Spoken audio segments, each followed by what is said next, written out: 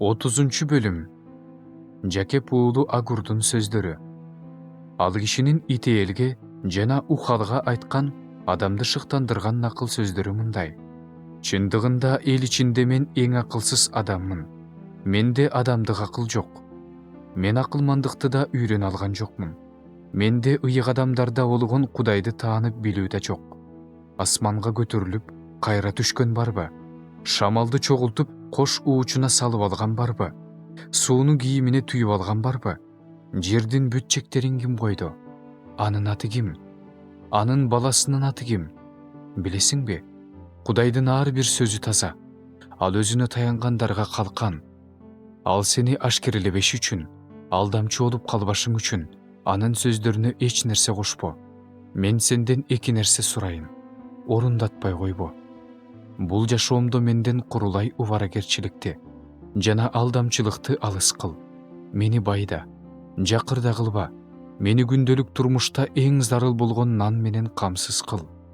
Ашыра тоюп алып, өзүңдөн баш тартпайын. Теңир ким деп айтпайын. Же жакырданып кетип, уурулук кылбайын. Кудайымдын атын курулай атабайын. Каргышына калбашың үчүн, күнөөлүү болуп калбашың үчүн кулду мырзасынын алдында жамандаба. Атасына наалат айткан, энесине ыраазы болбогон адамдар бар. Өзүнүн ыпластыгынан жуулбай туруп, өзүн тазамын деп эсептеген адамдар бар. Менсинген, боюн көтөргөн адамдар бар.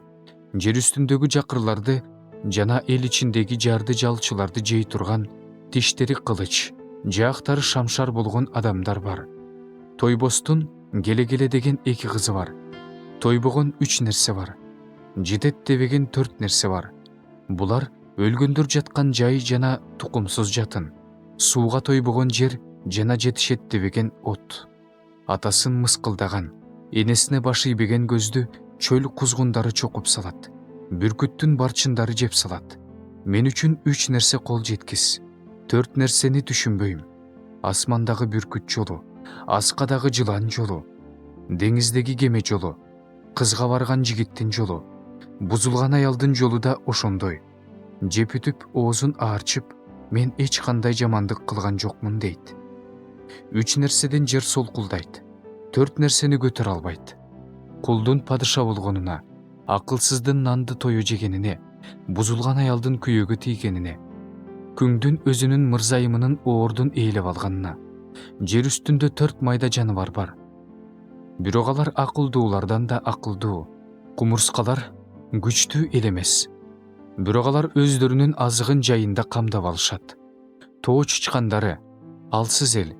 Бирок алар үйлөрүн аскаларга салышат. Чегирткелер, алардын падышасы жок, бирок баардыгы тизилип чыгышат.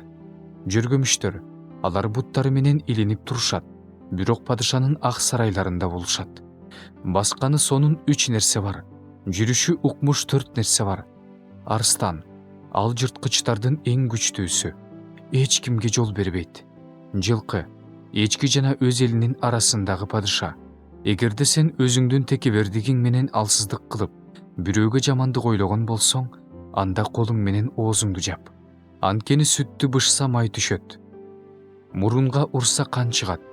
Ошондой эле ачууну козгосо чатак чыгат.